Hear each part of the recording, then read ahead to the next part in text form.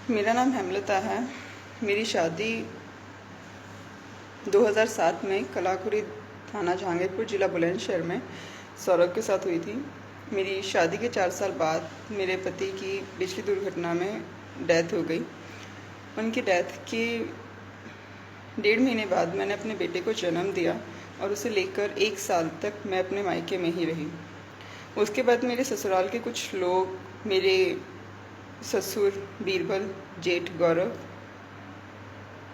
मेरे पीहर आए और कुछ सामाजिक लोगों के सामने मुझे ससुराल लेकर आए। ससुराल आने के कुछ समय के बाद मेरे ससुर बीरबल, मेरी सास संतोष, इन लोगों ने मेरे ऊपर अत्याचार व मानसिक अत्याचार करना शुरू किया। मेरे ससुर, जो कि देर रात तक दारू पीते, घर पे कई लोगों को लेकर आते, गंदी गंदी गालियाँ देते, मारपीट करते, ये सारी बातें मेरी सास को पता थी क्योंकि उनके सामने ही ये सब कुछ होता था। लेकिन कभी उन्होंने इन सारी चीज़ों का विरोध नहीं किया। उल्टा उन्होंने मुझसे कहा कि देखो, अगर आपको इस घर में रहना है तो आपको ये सब कुछ बर्दाश्त करना ही पड़ेगा। ये सारी बातें जब मैंने अपने जेठ को बताई तो उन्होंने मुझे इस अत्याचार से बचाने का आश्वासन दिया और नोएडा में एक फ़्लैट लेके, पंचशील ग्रीन्स में एक फ़्लैट लेकर मुझे रखा। वहाँ मैं अपने बेटे के साथ रहती थी। लेकिन जब मेरा बेटा स्कूल चला जाता तो इस बात का फ़ायदा उठाकर, मैं अकेली थी, इस बात का फ़ायदा उठाकर उन लोगों ने, गौरव ने मेरे साथ शारीरिक संबंध बनाए और मेरे फूफा ससुर, जो कि खुर्जा ब्लॉक प्रमुख मोहित चौधरी के पिताजी हैं, उन्होंने भी मेरे साथ शारीरिक संबंध रखे। और अगर मैं इस बारे में कुछ किसी को भी कहती हूँ तो मेरे बेटे को जान से मारने की धमकी दी, जिसकी वजह से मजबूरन मुझे कहीं ना कहीं चुप रहना पड़ा, क्योंकि मेरा इस दुनिया में कोई नहीं है, सिर्फ एक बेटा है।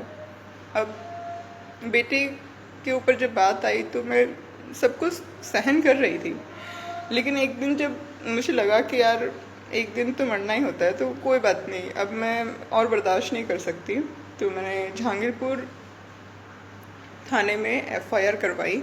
एफआईआर 3/4/19 को हुई थी और 4/4/19 को मुझे ऑन रोड जान से मारने की कोशिश की गई। इस बारे में मैंने जहांगीरपुर थाने में कंप्लेन की, लेकिन मेरी कंप्लेन किसी ने नहीं लिखी। मुझसे कहा कि आप जेवर में कंप्लेन लिखवाइए, और जब मैं जेवर गई तब भी मेरी कंप्लेन नहीं लिखी गई। उसके बाद में कुछ समय बाद मेरे केस में फाइनल रिपोर्ट लगा दी, और जब मैंने एफआईआर की थी तब मेरे पिताजी, मेरे फादर मेरे साथ थे। उन्हें भी मेरा साथ देने की बहुत बड़ी कीमत चुकानी पड़ी। मेरे फादर के ऊपर मेरी जेठानी ने रेप केस लगा दिया। मैंने 3/4/19 को एफआईआर की थी एंड मेरे पापा के ऊपर 12/5/19 में एफआईआर की गई जेवर में। इस वजह से अब मेरे पापा भी मेरा साथ नहीं दे पा रहे हैं, और जितने भी रिश्तेदार हैं वो सपोर्ट करना चाहते हैं, बट इन लोगों के फर्जी मुकदमे की वजह से कहीं ना कहीं वो लोग डर रहे हैं। कोई भी खुल के सामने नहीं आना चाहता, कोई मेरी मदद करने को तैयार नहीं है। मेरे फादर भी डर की वजह से मेरी हेल्प नहीं कर पा रहे हैं। अब जब मेरे केस में फाइनल रिपोर्ट लगी है तो उसके लिए मैं कोर्ट जाती हूँ, तो 15/7 को मेरी डेट थी कोर्ट में, मैं वहाँ गई थी। तो मेरे जेठ 2-3 लोगों के साथ, गौरव 2-3 लोगों के साथ वहाँ आए, और अगर मैं डेट कंटिन्यू करती हूँ तो मुझे जान से मारने की धमकी दी। कोर्ट में भी मेरे साथ गलत बर्ताव किया। इन सारी बातों को सभी जानते हैं। इन बातों से जब मैंने एफआईआर की, मैं संबंधित सारे अधिकारियों से मिली। जब मेरे केस में एफआईआर लगी तब भी मैंने सारे अधिकारियों को एप्लीकेशन दिया, सबसे इस बारे में मदद मांगी, लेकिन किसी ने मेरी कोई हेल्प नहीं की, क्योंकि खुर्जा प्रमुख मोहित चौधरी समाजवादी पार्टी से बिलोंग करते हैं एंड काफ़ी साल से उनकी अच्छी अंडरस्टैंडिंग है इस एरिया में।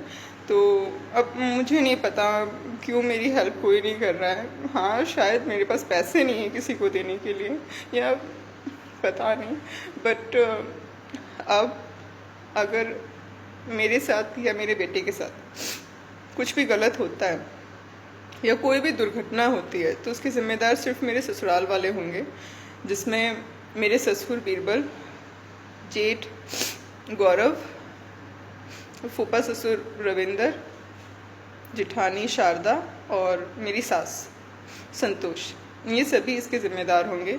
और इन सब में इनकी मदद कहीं ना कहीं मोहित चौधरी भी कर रहे हैं, जो कि अपने पद का पूरी तरीके से फ़ायदा उठा रहे हैं। इस वजह से कोई मेरी नहीं सुनता है। तो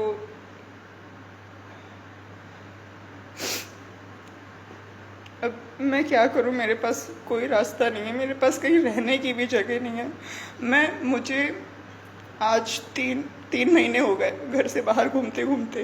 कहीं एक जगह मैं 4-5 दिन से ज़्यादा रुक नहीं पाती, क्योंकि उन लोगों को पता चल जाता है। तो मैं क्या करूं, मुझे कुछ समझ नहीं आ रहा।